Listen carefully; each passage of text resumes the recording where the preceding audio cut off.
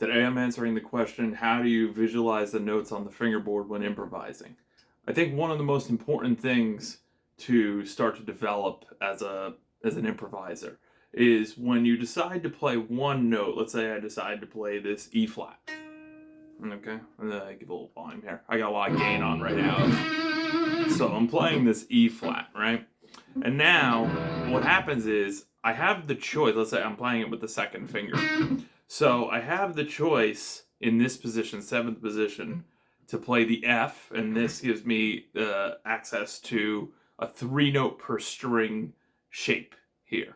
Okay, so I have the E flat, I have the F, and I also have the D below it. So the idea is no matter what note I'm playing, I want to know one note, at least one note above it, and at least one note below it.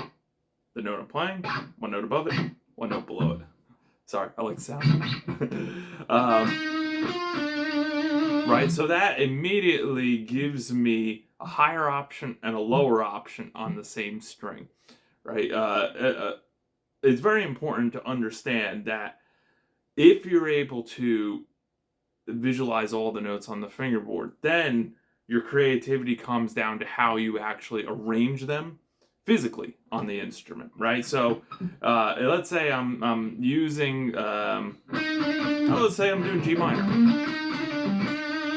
right? So the E flat is in that key, and then so is the B flat, right? So, right, so if I'm in G minor or I'm just soloing in G minor, let's just say I'm only in that scale for right now. Right, there's my G right there, right? So the idea is visualize all the notes, know where all the notes are, and then, like when I play this, I play the G, right? If I want to stay in the scale, I have F back there, and I have A over there. Again, 3 notes per string. If I wanted to even go a little further than that, I could go, well, what notes are sort of, if I put the second finger down in G, I go, what are the next 2 notes up or 1 note back? And this gives me a 4-note per string layout like this. Like that.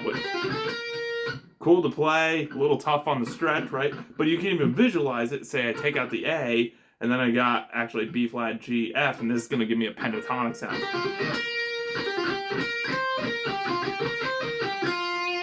Right? Instead of going same kind of notes, right? Same notes, G, F, B flat, C, B flat, like that. I can go, let's see, G, F, C, B flat. So I have them all in. Throw the A in for diatonic. Right, so even if I don't want to have my hand in that big stretch shape, I could still, let's say I'm using those notes and say I want to use one finger and sort of glide it around.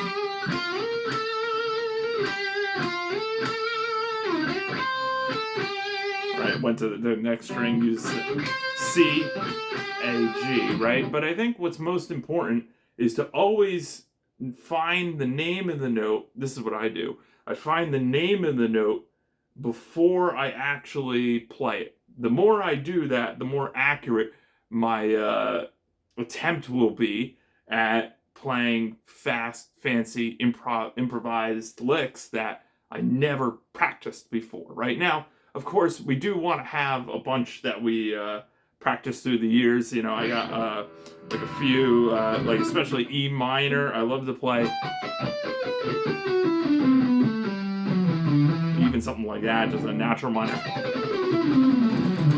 Right, it's just something that is sort of easy to flow off. This one's not mine. This is an Alexei Laiho lick, but it's an E minor scale that it doesn't use this the 7th, so it just is a hexatonic: E, F sharp, G, A, B, C. Repeat: E, F sharp, G, A, B, C, E, F sharp, G, A, B, C. And then it sort of continues up: F sharp, G, A, B, C, D, and then if I want to bend up to the E, or actually play the E because I got 24 frets on this guitar. So things like this, they keep you, they give you something to sort of work from. So let's say I take that Alexei lick, and he always played it on the bridge, so. Yeah. Right, I'm sliding. Now let's say I was just want to improvise within that. I can go, instead of just straight up, right? I can go use the same fingers. Let's say I want to go here. I'll use a different finger now, second finger. So I'm going E, F sharp, G, A, B, C, and then the E right there. Right, so now group it like a 1, 2, 3, 4, 5, 6, 7. Was that 7? Okay, like 7, 8.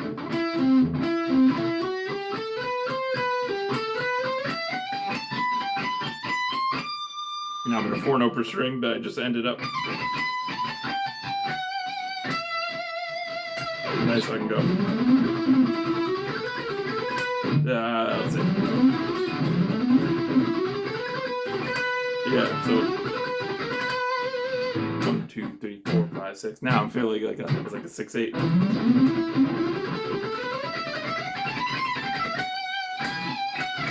Right? The important thing here is that I'm knowing the exact fret on the guitar and the spot. So right there, like the Alexi lick was always played 1, 2, 3, 1, 2, 3, 1, 2, 3, 1, 2, 3. But in that little adjustment version, that little variation, I actually used a 2 for the E, for this E, which was always a 1. So I used a different finger for it. And let's say I actually wanted to even add that D note back in. So what's that? E, I'll go B, F sharp, G, A, B, C, E. Now D, C, B, A, maybe E, something like that.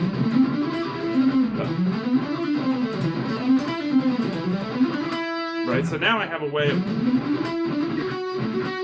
right, and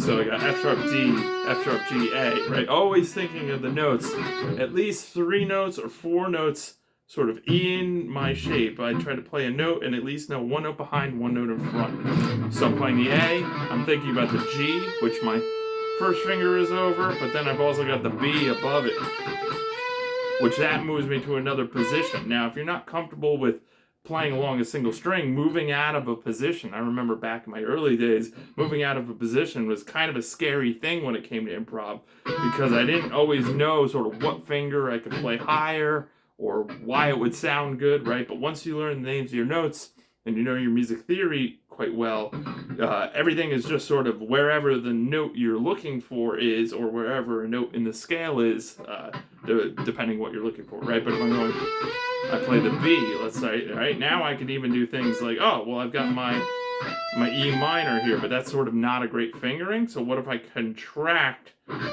I want the E, right? So if I go like this, yeah, I'll slide over, or I'll slide the second finger in, and now I have access to the E minor there. So if I'm like,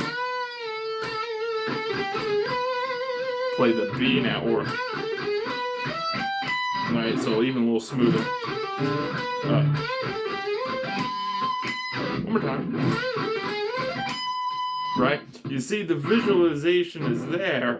A, G, slide to B, and then E, G. And this is an E natural minor triad, very common with sweeping, something I have practiced a lot through the use.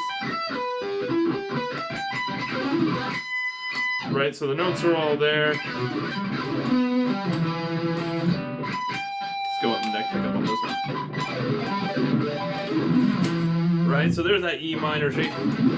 There's another one, put a little F note in, but F major right there, right? So the shapes are well practiced, the shapes are known, right? But what's more important is that I know what notes that I'm playing or outlining, I know what note I'm going to end up on, and I know what note is then in the chord that I'm playing over, like when I play over a backing track. So that's what I would say is, one, how I do it, right? But two, that's what allowed me to get the kind of playing experience that I want to have, where it's much freer. So if you'd like my help with that, please feel free to send me a message. Let me know what your specific issue is, and I'll help you out. Thanks. Happy and healthy playing. Take care.